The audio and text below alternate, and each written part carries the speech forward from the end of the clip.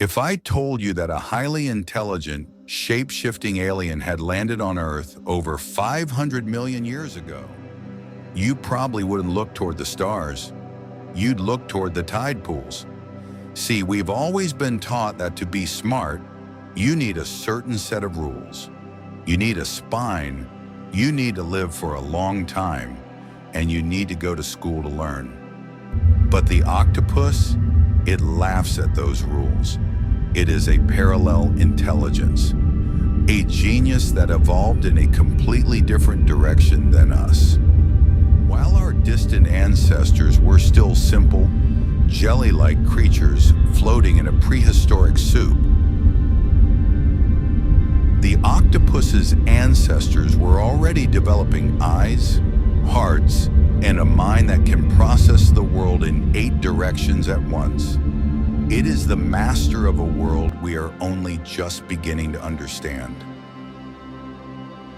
And before we dive deep into the secret life of this 8-armed genius, make sure to subscribe to our WonderDoc Studio channel so you don't miss our next investigation into the mysteries of our planet. Now let's go under the surface. When you look at an octopus, you aren't looking at one animal. You're looking at a biological masterpiece. Let's break down the science, but in a way that actually makes sense. First, the blood.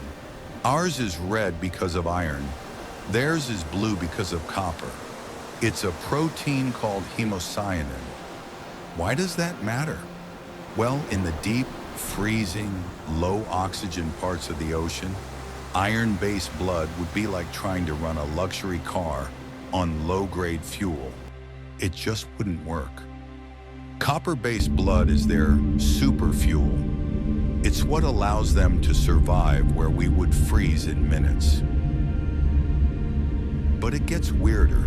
They have 3 hearts. Imagine that. 2 of these hearts are like turbochargers. They are dedicated purely to pumping blood past the gills so the octopus can breathe. The 3rd heart handles the rest of the body. But here is the hidden truth. When an octopus decides to swim, that 3rd heart actually stops beating. It takes so much energy to move that they literally have to turn off their main heart just to get from point A to point B. This is why you'll mostly see them crawling. For an octopus, swimming is an expensive luxury. Now let's talk about the brain, or should I say, the brains. An octopus has about 500 million neurons. That's roughly the same as a dog. But while a dog's brain is all in its head, an octopus is a distributed democracy. Only about 1/3 of their neurons are in that donut-shaped brain in their head. The other 2/3, they are spread throughout their 8 arms. Think about what that feels like. Each arm has its own mini brain. An arm can taste a rock, smell a crab, and decide to grab it without ever asking the main brain for permission. It's like having 8 highly intelligent bodyguards that work for you, but can also think for themselves. And this intelligence isn't the same for every octopus. Meet the giant Pacific octopus, or Enteroctopus deflani. This is the king of the family, weighing up to 150 pounds with a 30-foot arm span. They are famous for being escapologists, unscrewing jars from the inside and even recognizing the faces of the humans who feed them. Then you have the common octopus, Octopus vulgaris, the one you likely see in documentaries.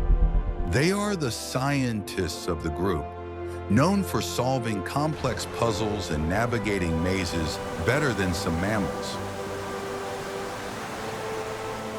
We call them masters of camouflage, but they are really masters of physics. If you or I want to hide, we have to put on a jacket. An octopus is the jacket. In just 0.3 seconds, less time than it takes you to blink, they can change their color, their pattern, and their texture.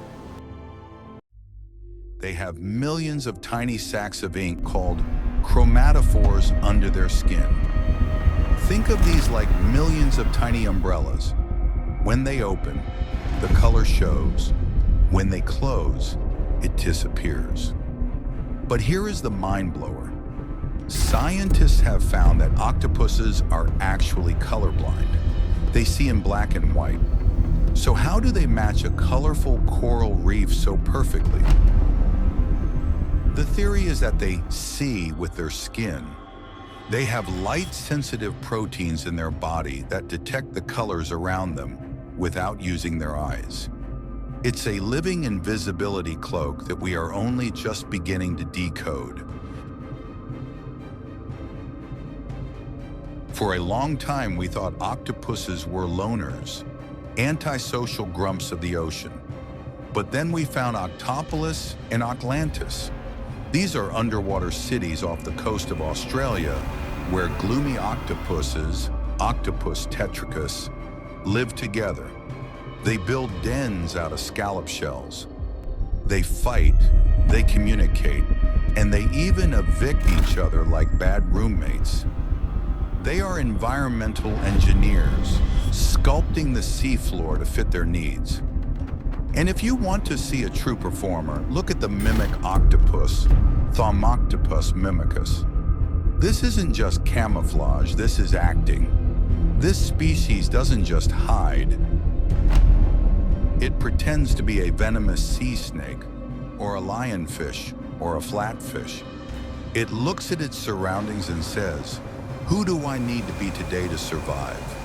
It is the only animal we know of that can impersonate multiple different species to trick its enemies. Here is a hidden truth that sounds like science fiction. Octopuses can reprogram their own biology. We humans are stuck with our DNA. If we go to the North Pole, we need a coat. But an octopus can use something called RNA editing. Think of DNA as a permanent textbook and RNA as the copy-paste instructions. When the water gets too cold, the octopus edits its RNA to change the way its nerves work, making them faster in the cold. They don't wait for evolution to take millions of years. They hack their own system in a single day to stay alive. They are the only creatures on Earth that can edit themselves on the fly. So with 3 hearts, 9 brains, and the ability to edit their own genes, why haven't they taken over the world? This is the tragedy of the octopus. Their life is brilliant, but it is incredibly short, usually just 1 to 5 years, and it always ends the same way. After they mate, they enter a state called senescence, or the death spiral.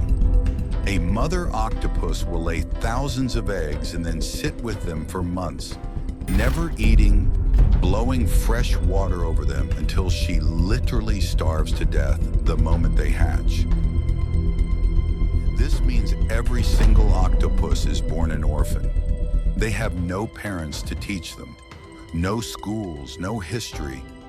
Imagine if every human had to learn how to make fire, build a wheel, and speak a language all by themselves in just 2 years.